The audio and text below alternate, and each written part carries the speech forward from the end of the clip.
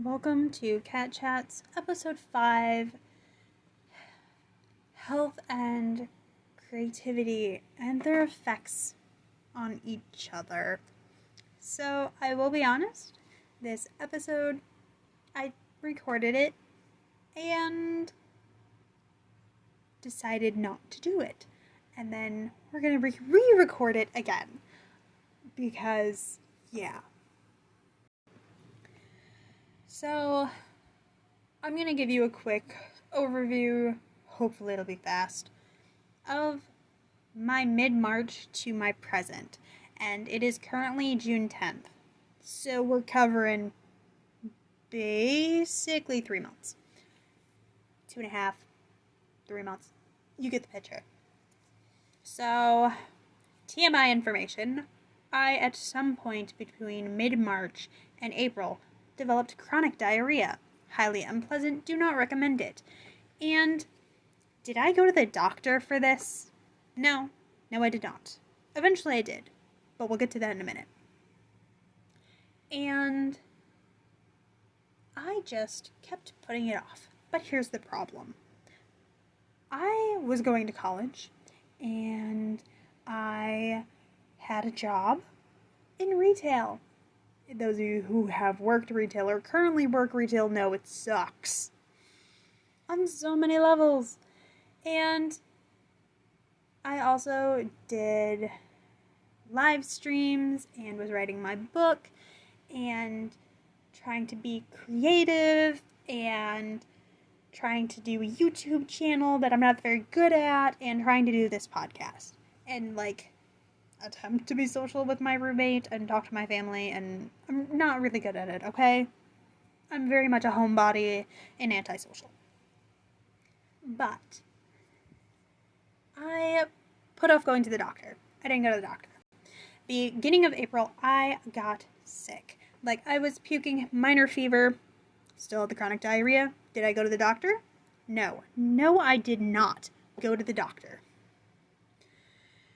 Later in April, I ended up thinking I had a UTI. I did a video call with a doctor on my lunch break at work. Turned out he sent in a thing and I had to go to the hospital, pee in a cup. Turns out I did in fact have a UTI at the time. Did I think to talk to this doctor about my chronic diarrhea or the fact that I was really tired and fatigued and wasn't eating correctly because I had little to zero appetite? There were times when I would only eat popsicles in a day because popsicles were fine. My body was like, cool, this is basically liquid. It's cool. We can have this. But if I would order food and I would take one bite and my body would be like, no, we don't want this. What did I then do? I didn't eat it because my body said no. And that continued. And I still didn't go to the doctor about those situations.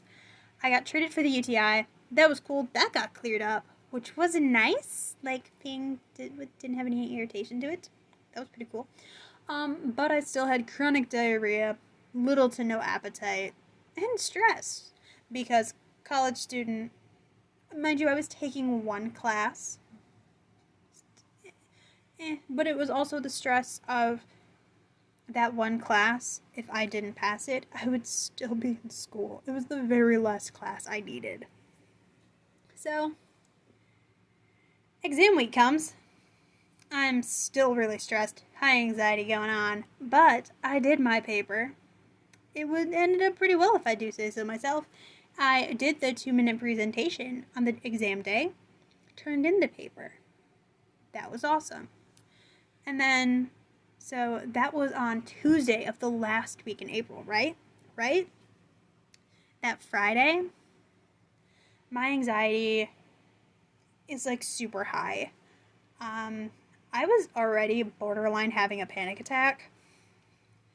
And then I ended up at work having a panic attack.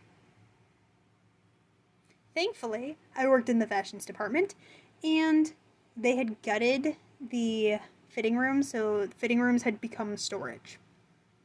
That is where I had a panic attack. I was hyperventilating in that fitting room for an hour and a half to 2 hours. And my poor mother was talking me through it. Did I go find a manager and go home because I was having a panic attack? No, I did not. Because my job has a point system. And I was already on the brink of potentially being fired. Because I had missed work for calling in, from having been sick, or having anxiety, and knowing I would not function very well at work. So I stayed at work. And I was shaking, and it was crap. I completed that 8-hour shift. My panic attack happened about an hour and a half to 2 hours into the shift. After the beginning of my shift being borderline having it. I basically prolonged it by not having it, I guess. I don't know. So yeah, worked an 8-hour shift having a panic attack. I still did my job. I still did work. I didn't just hide in that fitting room the whole time. I did returns. I put stock out. Very slowly, mind you, because panic attack. And I had been hyperventilating for close to 2 hours, so not doing great. And on Saturday, I had another panic attack before I went to work. And I ended up, because my body was still recovering from the previous day's panic attack, I ended up calling into work because I was borderline non-functional. And it was not great. And because I was also on the brink of being fired, and one of my greatest triggers is failure. So, I was feeling the anxiety of the potential of failing my class, which I did not. Great news. I passed. I now have a bachelor's degree of classics. Back to the anxiety. And being on the brink of being fired had my anxiety really high, and then I couldn't function. Thankfully, I have an amazing mom, and she told me that even if I did get fired, it would be okay. Her and my stepdad would help me while I looked for a new job, and so I wouldn't have to settle for a job that made me miserable. And I'm starting to cry. Resist the crying. So I went into work Sunday, and I got fired. Walked home crying. My mom talked me down from a panic attack again. Called my dad. He told me to call the union. I did stuff. Work part doesn't really matter. Finally went to the doctor that Monday. And so that was May 2nd. On May 2nd, I went to the doctor. They did blood work. I had to do a stool sample. Grossest thing I've ever done. And by that next Tuesday, so a week and a day after that, the doctor called me and told me he was referring me to a GI, a gastrointestinal doctor. Wednesday, the GI office called me. They could get me in for a consult on Thursday that week. I went in for that appointment, and he was like, this is bad. Based on your symptoms and your test results, things weren't good. And he told me, after looking at that stuff and talking to me, that he was surprised at how well I looked. And my response was, well, I'm really good at masking. Because I am. And they ended up getting me in for a colonoscopy and an EGD on Friday. If you don't know what those are, just look them up yourselves. They involve cameras going, yeah, they're great. But I had a really great nap that Friday because they put me under anesthesia to do that minor procedure. And when I woke up after that, when they pulled me out of the anesthesia, one of the first things the doctor said to me, he said other things to me, but like I was really drowsy and had just come out of anesthesia. I was also super confused because I had never been put under anesthesia before. And he said, and I quote, "Your colon is a mess. How long have you been sick?" Of course, I answered, I think a month, maybe more, because I did not know. Because I did not go to the doctor initially when I should have. I should have made note of when I started having diarrhea, and then I would have known exactly how long it was. I should also add that between all my doctor's appointments, I learned that I had lost, unintentionally, between having chronic diarrhea and little to no appetite, I lost over 30 pounds. It is not healthy to lose that much weight in a month and a half. So, that is how terrible my health was. I am now on a prescription for my anxiety that I take as needed, which is awesome because I'm not comfortable yet with the possibility of taking a prescription every day for anxiety. But so far, the one that's as needed has helped me when I've had to take it. I am in the process of getting my intestines and colon in order. It does appear that I have ulcerative colitis, specifically ulcerative pancolitis, which I guess is like the worst version of it. It puts me at high risk of colon cancer and or need of surgery in the future. Currently, we are working on getting my colon to not be inflamed because the entire thing was apparently inflamed. And so I'm on a medication. We're working on trying to get me another one, but insurance is a jerk and doesn't want to approve it. So they're trying to get that approved. So yeah, health sucks.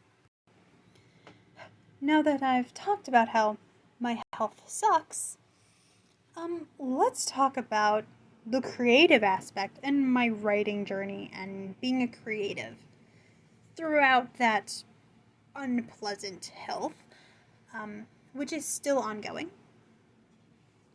I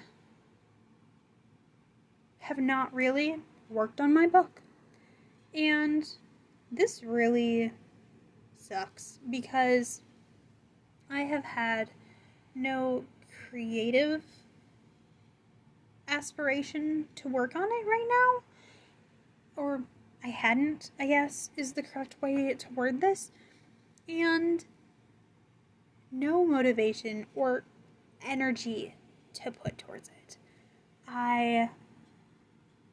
Between the physical and mental health, probably feeding off of each other, I have opened up the documents for my work and then sat there and stared at them. No words came, no thoughts really came on what I could do or add to those stories. To the stories that when I just a couple months ago when I was talking about them to people, I've actually been told, like, your eyes, when you talk about the stories you're writing and your characters and the world, your eyes light up and you're just so happy and full of energy. That basically became non-existent. I kind of felt indifferent, and I never thought I'd feel that way about my writing because I know so deeply that my characters, I love them, and my passion for these characters and their story that I've created is so great. And to have spent several months now looking at it, nothing. I tried to reread it, sparked nothing. I have, guys, so apparently, small side, but makes sense. I kind of make covers in Canva as part of my outlining for my writing. And normally that is also a creative outlet because I really enjoy that, and it's really fun for me to do. That's part of why I do it. No, didn't want to do that either. Didn't really even want to look at them, and I don't know. It's really weird to have something that you love and care about, and you're so passionate about.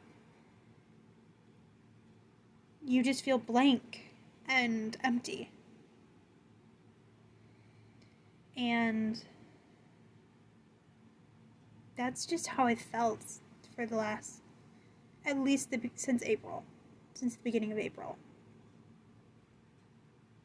I did do some writing like April 1st, but then no. As I started to get worse sick-wise, like health-wise, it really went down in every creative aspect. First, it was writing my book that dwindled, and I just felt nothing about it. And then, I wasn't even writing fan fiction. If you've listened to previous episodes, you know, I am a fan fiction fanatic. I love fan fiction. I wasn't writing it. I wasn't reading it. Nothing. I wasn't making, anything on Canva or playing in Photoshop. Nothing. And if you were to ask any of my friends that I have made online, or I'm sure if I went and asked my roommate, she would be, they would tell you, for me to not be doing those things is wow. And to have, no feeling towards them is shocking. If I told my parents that I felt indifferent about fan fiction or writing anything in general, they would probably get really concerned, because my whole life I have either doodled or scribbled words and stuff together. I have always done something creative, and even if it was really small, I had passion for it, and I felt exuberant about it, I guess. And nothing. And that really peaked right around the end of April, when I had my final, which finals are already stressful, and I guess I thought maybe I was mentally forcing it down to be able to focus on my academic assignments more, but I really, looking back, I wasn't. I just had no passion for it at that time, and I hate that so much. So, I don't know, maybe it was just a combination of everything that made me lack the passion that, even if it was minuscule, I've kind of always had for writing, whether it be original writing of my own or fan fiction writing. I always have it, always had it, and for it to not be there, it says a lot. And I have honestly used fanfiction writing, reading fanfiction, as part of my mental health. It is like self-care for me, in all honesty. Fanfiction, like writing it and reading it, is very self-care for me. And writing in general kind of is, but very much fanfiction has become that for me. Because, like, I do that just for fun. I don't get paid for it. And I do technically get paid for writing my original works because I have some stuff on Kindle Vella, and I'm working on converting one of those into an actual book to publish. And I didn't have any, during all of that happened medically so far, it's been gone. That passion has been gone. I didn't even doodle. Like, do you know somebody that just, like, if there's a piece of paper and a pen or pencil near them, they're doodling on it? I am kind of that person.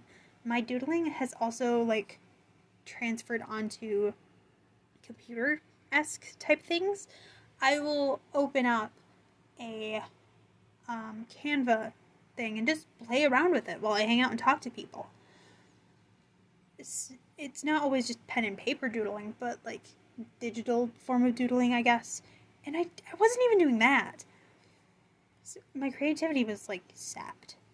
And normally, how I have refilled my creative well is I'll watch, like, even though it has nothing to do with what I'm working on, I'll watch Criminal Minds.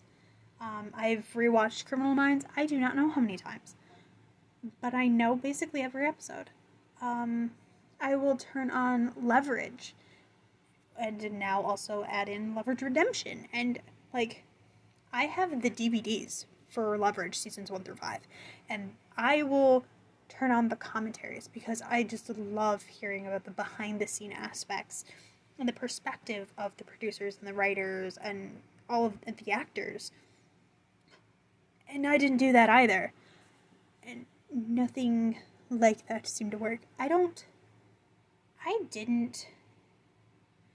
The first half of May, the first 3/4 of May, really, if I wasn't going to the doctor, I was kind of asleep.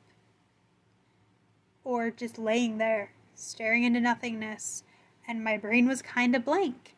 Normally, my brain is full of plot bunnies, if you will.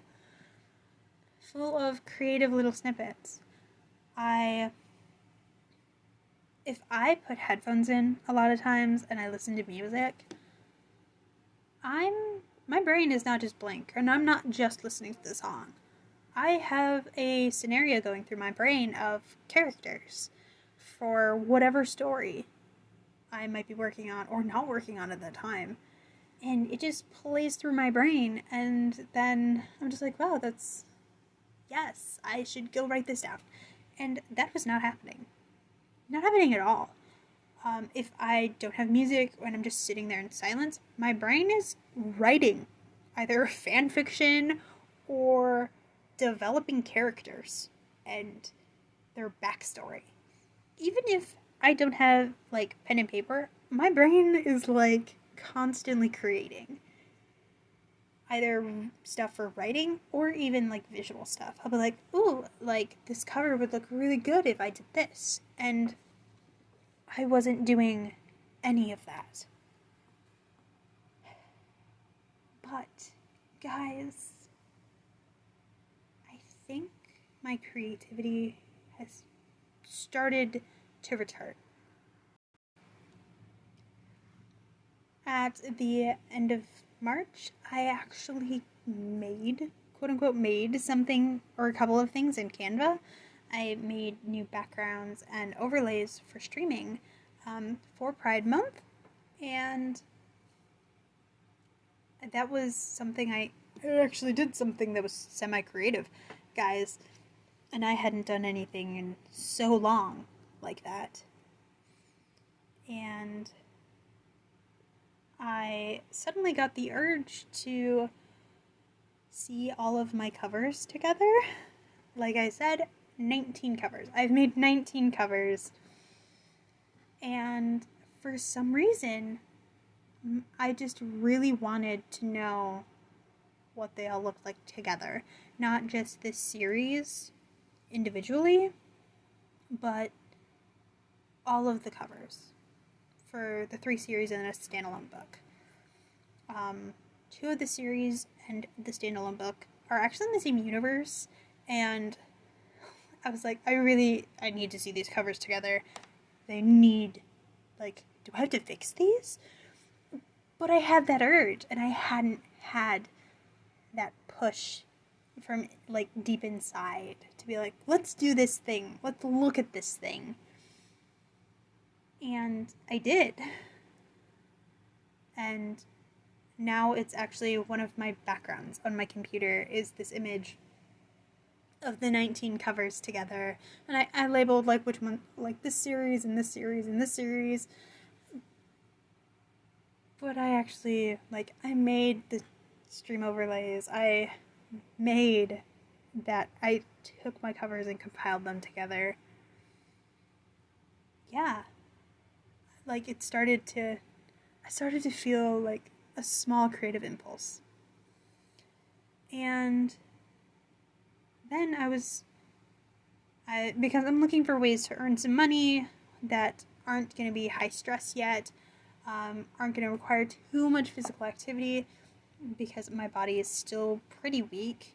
I can't do a walk around my apartment complex, which is not that big, mind you. I can't do a walk around it without having to curl into a ball in pain, without my knees, ankles, and legs and hips just being in pain. Because I didn't know this, but apparently joint pain is also a side effect of UC, which is ulcerative colitis. And I'm like, oh, this is fantastic. So I can't really do too much physical activity yet.